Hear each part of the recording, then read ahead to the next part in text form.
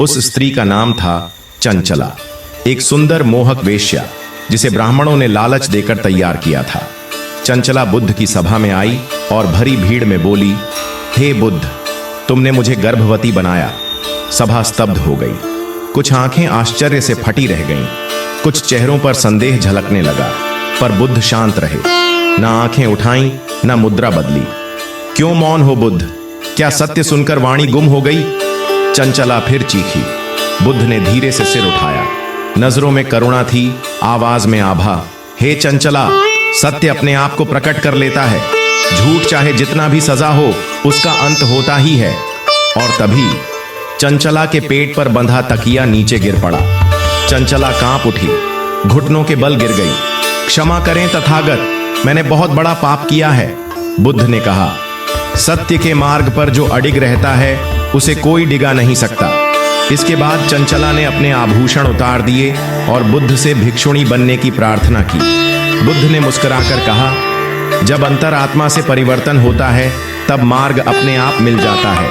एक समय की बात है जब भगवान बुद्ध श्रावस्ती नगरी में रुके हुए थे। वहां का जेतवन विहार उनके प्रवचन और ध्यान की स्थली बन चुका था।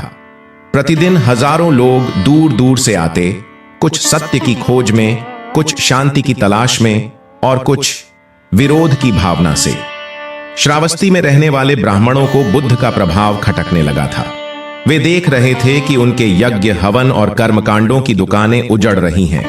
लोग अब उन्हें नहीं, बुद्ध को सुनने जाते हैं। यह उनके घमंड को गवारा न था।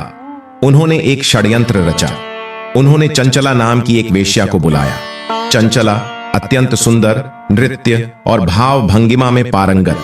उसकी मुस्कान में सम्मोहन था और चाल में जादू।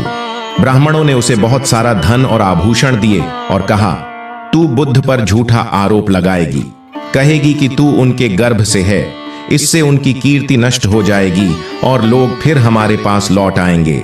चंचला पहले झिझकी, परंतु लालच के आगे नैतिकता हार गई। उसने हामी भर दी। अगले दिन बुद्ध शांत भाव से वटवृक्ष के नीचे बैठे थे। चारों ओर शिष्य, ग्रामीण, राजपुरुष और स्त्रियां एकाग्र भाव से प्रवचन सुन रहे थे। तभी भीड़ चीरती हुई चंचला आई, सिर ऊंचा, चेहरा कठोर, पेट पर हाथ रखे हुए। हे तथागत, उसकी आवाज गर्जना जैसी थी।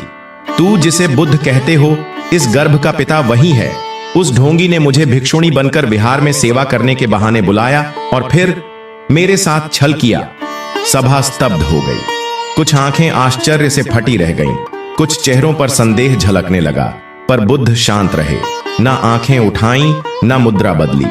चंचला फिर चीखी, क्यों मौन हो बुद्ध? क्या सत्य सुनकर वाणी गुम हो गई? एक दीर्घ श्वास लेकर बुद्ध ने धीरे से सिर उठाया। नजरों में करुणा थी, आवाज में आभा। हे चंचला, सत्य अपने आप को प्रकट कर लेता है। झूठ चाहे जितना भी सजा हो, उसका अंत होता ही है। भीड़ सन्न थी और तभी कुछ देर में चंचला के पेट पर बंधा तकिया नीचे गिर पड़ा, जिसे उसने गर्भ की आड़ में बांधा था। भीड़ हक्की बक्की रह गई। कुछ ने देखा, कुछ चीख पड़े, यह तो झूठ बोल रही थी। चंचला कांप उठी, उसका चेहरा पीला पड़ गया, पसीना टपकने लगा, वह घुटनों के बल गिर गई। क्षमा करें तथागत, मुझे क्षमा करें, मुझे मजबूर किया गया था। मैंने यह सब पैसे और गहनों के लिए किया। वे ब्राह्मण, उन्होंने। बुद्ध फिर भी शांत थे। उन्होंने हाथ उठाया और कहा, हे चंचला, तूने जो किया वह तेरा कर्म है। क्षमा तब मिलेगी जब तू अपने आप को क्षमा कर पाएगी। पर याद रख, सच्चाई को ढंकने का प्रयास सूर्य को मुट्ठी में कैद करने जैसा है। वह फिर भी उजाला करेगा। बुद्ध के शब्दों में बिजली नहीं, दया थी। गर्जना नहीं, गहराई थी। चंचला रोती रही। वह बुद्ध के चरणों में गिरकर बार बार क्षमा मांगती रही। सभा में बैठे लोग हतप्रभ थे। कुछ के आंसू बहने लगे। आज उन्होंने देखा था किस तरह झूठ की पोल खुलती है और सत्य कैसे निखरता है। बुद्ध ने कहा, इस घटना से दो बातें सीखो। एक, कि मोह और लालच में फंसकर कोई भी पतन की ओर जा सकता है, और दूसरी, जो सत्य के मार्ग पर अडिग रहता है उसे कोई डिगा नहीं सकता। इसके बाद चंचला ने उसी क्षण अपने आभूषण उतार दिए और बुद्ध से भिक्षुणी बनने की प्रार्थना की। बुद्ध ने मुस्कुराकर कहा, जब अंतरात्मा से परिवर्तन होता है तब मार्ग अपने आप मिल जाता है। चंचला ने अपने झूठ का प्रायश्चित सच्चे सेवा से किया। वह बुद्ध के साथ रही, ध्यान सीखा, संयम सीखा और जीवन का असली अर्थ समझा। कुछ महीनों बाद वह वही चंचला थी, पर अब उसके माथे पर कोई सजावट नहीं थी, गले में आभूषण नहीं, न कोई श्रृंगार। उसकी आंखों में अब छल नहीं, बल्कि ध्यान की गहराई थी। हर भोर वह सबसे पहले उठती, विहार की सफाई करती, फिर ध्यान में बैठ जाती। जहां पहले लोग उसे तिरस्कार की दृष्टि से देखते थे, अब वही लोग उसके सेवा भाव से प्रेरणा लेने लगे थे। एक दिन एक महिला, जिसकी बेटी पहले चंचला को कलंक कहती थी, वही बेटी अब आकर चंचला के पास बैठ गई। मां कहती हैं आपसे मिलकर जीवन बदल जाता है, उस बच्ची ने कहा। चंचला मुस्कुराई। जीवन तब बदलता है जब हम भीतर झांकने का साहस करते हैं।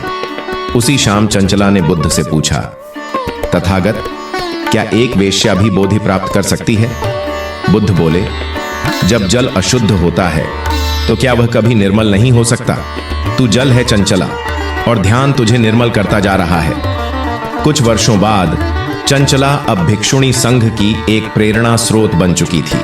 उसका जीवन अब केवल सेवा, साधना और करुणा का प्रतीक था।